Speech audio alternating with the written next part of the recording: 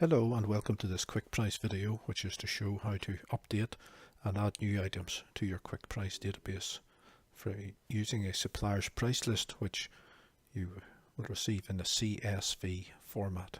You simply ask your supplier to send their price list to you, specifying that it should be in CSV format. Now I want to divide this tutorial up into a number of sections, and firstly we'll look at those who are using this for the first time.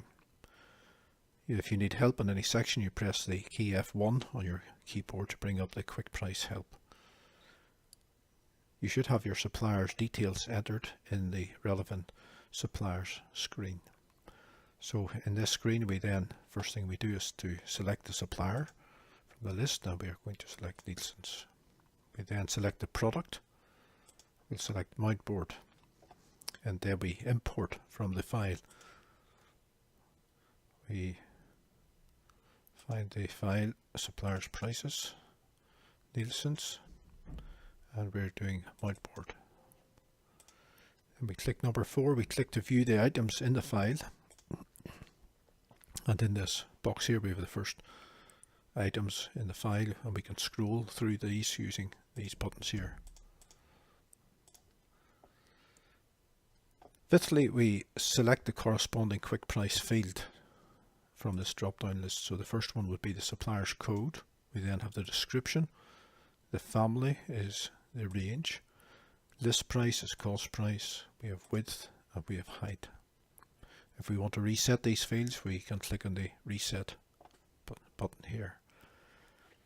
Then the sixth thing to do is to enter the profit factor and the option of adding labor. I'll put in 10 here, 10 minutes. This default is set at placing the supplier's code at the start of all new descriptions. And the 7th section is arbitrary values. These are to be used if any item in the supplier's file doesn't have the corresponding or correct value in the appropriate field. We've set this that mount cost is per sheet, which is normal, rather than cost per square meter. And then starting at line 1, we click on the mount board update. We get this check, it's Nielsen's mount board starting at 1, and you should have a backup made of your database beforehand. Okay. We then get the information. One line wasn't added. 437 new mounts have been added. And there are 3 mounts which have used the arbitrary values as we looked at here. All mounts have a profit factor of 3 and a labour of 10. You might want to alter these, and you can do that. In the mount board screen, you select price alter tab and alter the profit and labour there. Okay. Now to view the flagged items, we click on this tab here that says flagged items and click the button. The first section shows us the lines that weren't added, and this is it, the header line wasn't added. Second is mount board, where arbitrary size is used, and we have the 3 mounts here. You can make a note of these, or you can print this out, and then you go to the mount board screen, find the mount and check and alter if necessary the sizes. So that's basically the how to update and add new items to your quick price database. So we now want to look at using this for existing users of quick price, where they want to update an existing database. It's important to note that quick price uses the supplier's code as the link between the supplier's CSV file and the quick price database. You can read further help details on this in the help file. But before you would come to this update screen, you would go to the molding and mount board screens and make sure that the existing entries that you have the supplier's code entered for those.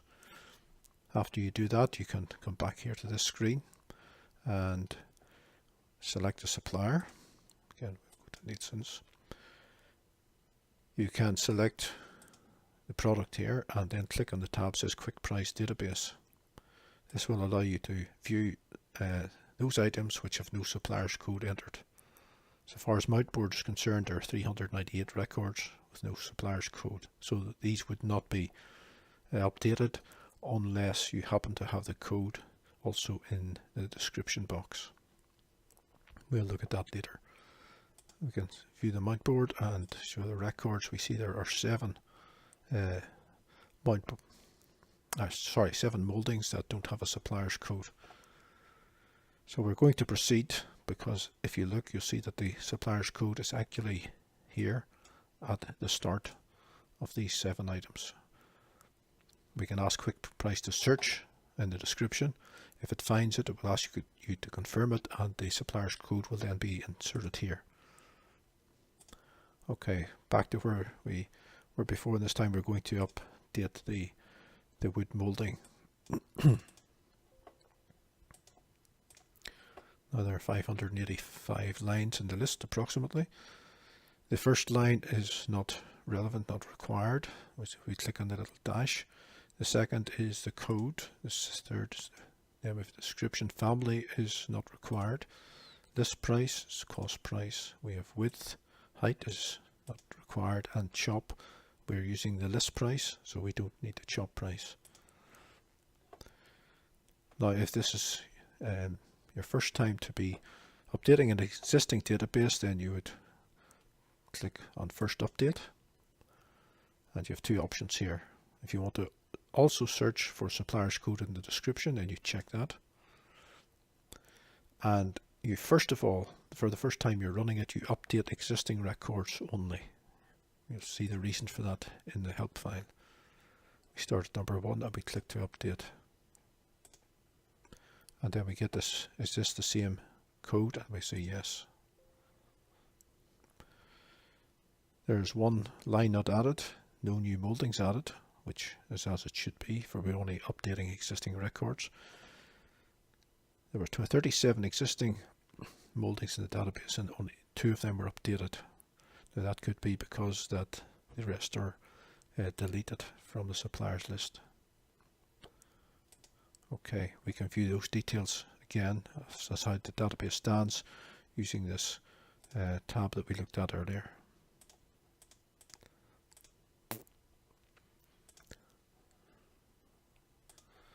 Now, having done that update, we then would come back here and click on the view items, and again fill in the boxes.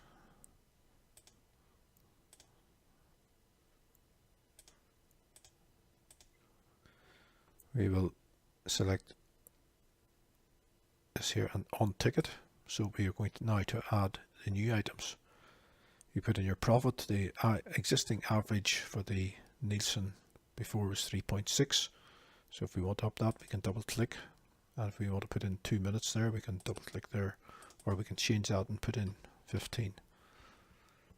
Arbitrary value for the moulding width is 35. We click on moulding update. So yeah, we now find that we have 581 new mouldings added, and 37 were in the database and 2 updated. If this is the first time running it on an existing database, you should first of all run the update existing records only, and then do it a second time to add new items. So that more or less concludes that. We'll now look at the price or the altering of a supplier's file. On the screen now we have Arcadia and Arcadia Mount. You'll notice these items here, that if we go to altering a supplier's file and click on show, the first 70 or so items are not actually mountboard. They're other types of board. So you don't want those foam board and so on, you don't want those in your mountboard section of Quick Price, so we will delete these, or you can either delete them or you can mark a starting point.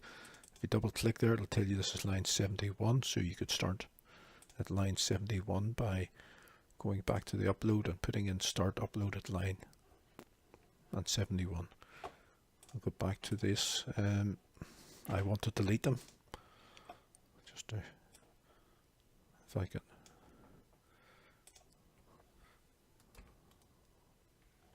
and click on delete items. No, we don't want to save this just yet, for there are a few other items. There's a backing board there, select it and then press Control, and there's backing board. So we'll also delete those items.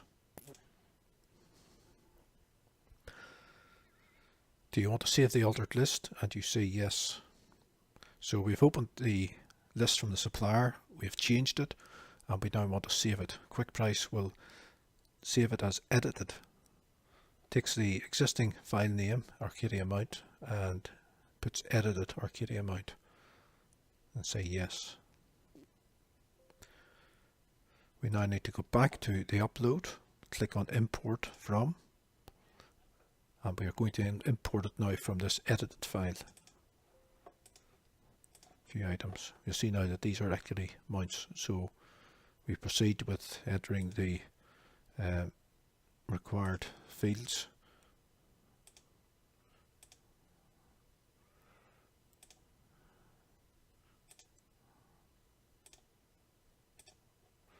I should say that I've altered these prices so they're not real.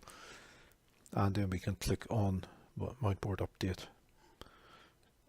The other way to do this is to go to a program such as Excel and to do the alterations there. We're now looking at the Arcadia price list as sent in XLS format, which is Microsoft Excel. As I mentioned, you can, down at the bottom here we have mouldings, boards, frames, glazing and sundries. So these first three are of interest to us, and we need to convert these from XLS to CSV format. But firstly, I'll continue with the boards. Click on the workbook called the boards, and you can see here these boards that we were looking at, foam board and fast mount, which we deleted under Quick Price. You can also highlight them here and delete them if required. Going back to the mouldings, you'll notice that Arcadia have a large number of columns, actually more than Quick Price can normally cope with. If you're wanting, you can delete some of these columns. For example, there's a catalogue page which is of no interest, so you can right click on that and click delete. You could also delete some of the other columns. Now, to save this as a CSV file so the Quick Price can read it, you can go to File, Save As, or press F12 on your keyboard. You give it a name,